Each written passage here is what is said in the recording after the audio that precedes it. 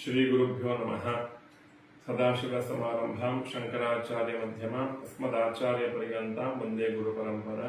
ಎಲ್ಲ ಧರ್ಮಾಭಿಮಾನಿಗಳಿಗೆ ನಮಸ್ಕಾರ. ಶಾಸ್ತ್ರ ಪ್ರಪಂಚದಲ್ಲಿ ಒಂದು ವಿಶೇಷವಾದಂತಹ ಮಾತಿದೆ, ಅಕಾಲೇ ಕೃತಂ ಅಕೃತಮೇವ. ಯಾವುದೇ ವ್ರತಗಳಿರಲಿ, ಯಾವುದೇ ಆಚರಣೆಗಳು, ಯಾವುದೇ ಯಜ್ಞಯಾಗಾದಿಗಳು ಇವು ಅಕಾಲದಲ್ಲಿ ಅಂದ್ರೆ ಅದಕ್ಕೆ ಹೇಳಿದ ಕಾಲದಲ್ಲಿ ಮಾಡಿದರೆ ಅದು ಮಾಡದೇ ಇದ್ದಂತ ಫಲ ಅಂತ, ಅದು ಮಾಡಿಯೂ ವ್ಯರ್ಥ ಆಗತ್ತೆ ಅಂತ ಅರ್ಥ. ಪ್ರಸಿದ್ಧವಾದಂತಹ ಮಾತು ಅಕಾಲೇ ಕೃತಂ ಅಕೃತಮೇವ ಅಂತ. ಪ್ರಸ್ತುತ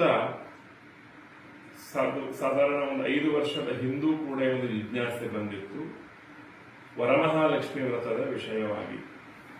ವರಮಹಾಲಕ್ಷ್ಮಿ ವ್ರತವನ್ನ ಶಾಸ್ತ್ರದಲ್ಲಿ ಶ್ರಾವಣ ಪೂರ್ಣಿಮೋಪಾಂತ ಭಾರ್ಗವ ವಾಸರೆ ಕಾರ್ಯಂ ಎಂಬುದಾಗಿ ಹೇಳಿದ್ದಾರೆ.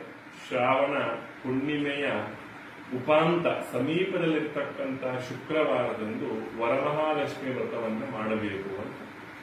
ಆ ಪ್ರಕಾರ ಈ ಆಚರಣೆಗಳನ್ನು ಮಾಡ್ತಾ ಬರ್ತಾ ಇದ್ದೇವೆ. ಇಲ್ಲಿ ಹುಣ್ಣಿಮೆಯಂದೇ ಶುಕ್ರವಾರ ಬಂದಾಗ ಕೆಲವು ಗ್ರಂಥಗಳು ಅವತ್ತೇ ವರಮಹಾಲಕ್ಷ್ಮಿ ವ್ರತವನ್ನು ಮಾಡಿ ಅಂತ ವಿಧಿಸಿದ್ದಾರೆ. ಉದಾಹರಣೆಗೆ ವ್ರತನಿರ್ಣಯ ಕಲ್ಪವಲ್ಲಿಯಲ್ಲಿ ಶ್ರಾವಣದಲ್ಲಿ ಪೂರ್ಣಿಮೆಯಂದೇ ಶುಕ್ರವಾರ ಬಂದ್ರೆ ಅವತ್ತೇ ಮಾಡಿ ಅಂತ ಹೇಳಿದ್ದಾರೆ ವ್ರತನಿರ್ಣಯ ಕಲ್ಪವಲ್ಲಿ ಎನ್ನುವಂತ ಗ್ರಂಥದಲ್ಲಿ. ಆದರೆ ಅದರಲ್ಲಿ ಆ ಹುಣ್ಣಿಮೆ ಎಷ್ಟು ವ್ಯಾಪ್ತಿ ಇರಬೇಕು ಅನ್ನುವಂತ ವಿಷಯದಲ್ಲಿ ಆ ಗ್ರಂಥದಲ್ಲಿ ತೀರ್ಮಾನ ಇಲ್ಲ. ಪ್ರಾಯ ಅದನ್ನೇ ಇಟ್ಕೊಂಡು ಕೆಲವು ಪಂಚಾಂಗಗಳಲ್ಲಿ ಇವತ್ತು ಶ್ರಾವಣ ಹುಣ್ಣಿಮೆಯ ಶುಕ್ರವಾರದಂದೇ ವರಮಹಾಲಕ್ಷ್ಮಿ ವ್ರತವನ್ನ ಬರೆಯಲ್ಪಟ್ಟಿದೆ.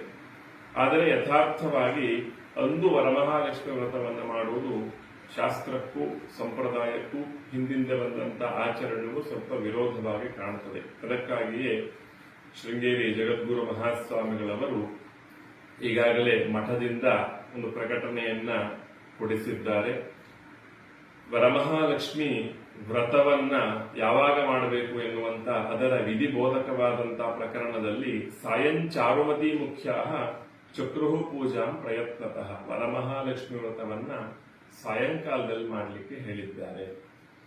ಅದರಿಗೆ ಕೆಲವು ಆಚರಣೆಗಳಲ್ಲಿ ಬೆಳಿಗ್ಗೆ ಮಾಡುವುದು ರೂಢಿಯಲ್ಲಿ ಇದ್ದಿರಬಹುದು. ಆದರೆ ಆ ವ್ರತಕ್ಕೆ ಯಥಾರ್ಥವಾಗಿರ್ತಕ್ಕಂತಹ ಕಾಲ ಅಂದ್ರೆ ಪ್ರಧಾನ ಕಾಲ ಅನ್ನುವಂಥದ್ದು ಸಾಯಂಕಾಲ. ಉದಾಹರಣೆಗೆ ಈಗ ಸತ್ಯನಾರಾಯಣ ದೇವಂ ಯಥೇಚ್ಛೈವ ನಿಶಾಮುಖಿ ಅಂತ, ಸತ್ಯನಾರಾಯಣ ವ್ರತವನ್ನ ನಿಶಾಮುಖ ಅಂದ್ರೆ ಸಂಧ್ಯಾಕಾಲದಲ್ಲಿ ಸಾಯಂಕಾಲದಲ್ಲಿ ಮಾಡ್ಲಿಕ್ಕೆ ಹೇಳಿದ್ರು ಕೂಡ ಯಸ್ಮಿನ್ ಕಸ್ಮಿನ್ ಕಾಲ ಎನ್ನುವಂತ ವಾಕ್ಯ ಇಟ್ಕೊಂಡು ನಾವು ಬೇಕಾದಾಗ ಅದನ್ನು ಮಾಡಿಕೊಳ್ಳುತ್ತೇವೆ. ಆದ್ರೆ ಪ್ರಧಾನ ಕಾಲ ಅನ್ನುವಂಥದ್ದು ಒಂದು ಇರ್ತದೆ ಅಂತ. ಅದು ಕೇವಲ ಈ ವರಮಹಾಲಕ್ಷ್ಮಿ ವ್ರತವಿಧಿ ಬೋಧಕ ಕಥೆ ಮಾತ್ರ ಅಲ್ಲ, ಸ್ಕಾಂದ ಪುರಾಣದಲ್ಲೂ ಕೂಡ ಭೃಗುವಾಸರ ಸಂಯುಕ್ತ ಶ್ರಾವಣೇ ಮಾಸಿ ಪೂರ್ಣಿಮಾ ಪ್ರದೋಷ ವ್ಯಾಪಿನಿ ಸಾಚೇತ್ ಗ್ರಾಹ್ಯ ಲಕ್ಷ್ಮಿ ವ್ರತೇ ಶುಭ.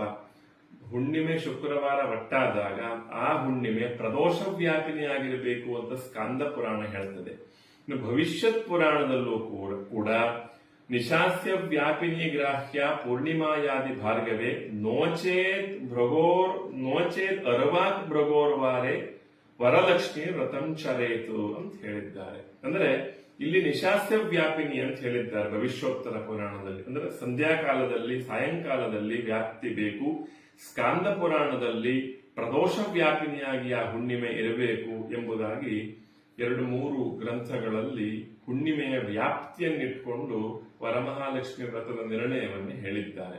ಈ ಬಾರಿ ಹುಣ್ಣಿಮೆ ಕೇವಲ ಪ್ರಾತಃ ವ್ಯಾಪಿನಿಯಾಗಿದ್ದು ಸಾಯಂಕಾಲ ವ್ಯಾಪಿನಿಯಾಗಿಯೂ ಇಲ್ಲ, ಪ್ರದೋಷ ವ್ಯಾಪಿನಿಯಾಗಿಯೂ ಇಲ್ಲ. ಇಂಥ ಸಂದರ್ಭದಲ್ಲಿ ನೀವು ಆ ವರಮಹಾಲಕ್ಷ್ಮಿ ವ್ರತವನ್ನ ಮಾಡಿದರೆ, ಆ ಹುಣ್ಣಿಮೆಯಂದೇ ಮಾಡಿದರೆ ಅದು ಪೂರ್ಣಿಮೋಪಾಂತ ಭಾರ್ಗವ ವಾಸರ ಆಗುವುದಿಲ್ಲ.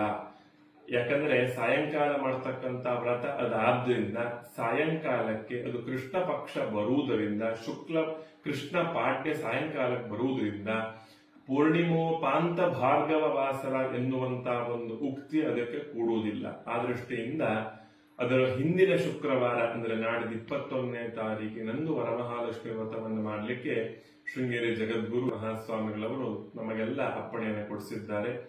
ಶೃಂಗೇರಿ ಶಕ್ತಿಪೀಠ ಶಾರದಾ ಪೀಠದಲ್ಲೂ ಕೂಡ ಹಿಂದಿನ 1912 ಅದಕ್ಕೂ ಹಿಂದಿನ 2-3 ಇಂಥ ಸಂದರ್ಭಗಳಲ್ಲಿಯೂ ಕೂಡ ವರಮಹಾಲಕ್ಷ್ಮಿ ವ್ರತವನ್ನ ಹುಣ್ಣಿಮೆ ಪ್ರದೋಷ ವ್ಯಾಪಿನಿಯಾಗಿ ಸಾಯಂ ವ್ಯಾಪಿನಿಯಾಗಿ ಇಲ್ಲದೇ ಇದ್ದಾಗ ಅಂದೇ ಆಚರಿಸಿದ್ದಾರೆ, ಹಿಂದಿನ ಶುಕ್ರವಾರಕ್ಕೆ ಆಚರಿಸಿದ್ದಾರೆ. ಯಾವಾಗ ಪೂರ್ಣ ವ್ಯಾಪ್ತಿ ಉಳ್ಳಂತ ಸಾಯಂ ಪ್ರದೋಷ ವ್ಯಾಪಿನಿ ಪೂರ್ಣವಾಗಿರ್ತಕ್ಕಂಥ ಹುಣ್ಣಿಮೆ ಶುಕ್ರವಾರ ಒಟ್ಟಾದಾಗ ಅಂದೇ ವರಮಹಾಲಕ್ಷ್ಮಿ ವ್ರತವನ್ನು ಆಚರಿಸುವುದು ಇದು ಸಂಪ್ರದಾಯದಲ್ಲೂ ಕಂಡು ಬಂದಿದೆ. ಶೃಂಗೇರಿ ಶಕ್ತಿಪೀಠ ಶಾರದಾ ಪೀಠದ ಪರಂಪರೆಯಲ್ಲೂ ಇದು ಕಂಡು ಬಂದಿದೆ. ಹಾಗಾಗಿ ಮಹಾಜನಾಹ ಏನಗತಾಸ್ಸ ಪಂಥಃ, ಅದರಿಂದ ಮಹಾಜನರು ಯಾವ ದಾರಿಯಲ್ಲಿ ಹೋಗಿದ್ದಾರೋ ಅದೇ ದಾರಿಯಲ್ಲಿ ನಾವು ಹೋಗುವುದು ಕೂಡ ಶ್ರೇಯಸ್ಕರವಾದ್ರಿಂದ ನಾಡಿದ 21ನೇ ತಾರೀಕಿನಂದೇ ವರಮಹಾಲಕ್ಷ್ಮಿ ವ್ರತವನ್ನು ಆಚರಿಸುವುದು ಶಾಸ್ತ್ರಕ್ಕೂ ಸಂಪ್ರದಾಯಕ್ಕೂ ಸಮ್ಮತವಾಗಿದೆ ಎಂಬುದಾಗಿ ಹೇಳಲಿಕ್ಕೆ ಬಯಸ್ತೇನೆ.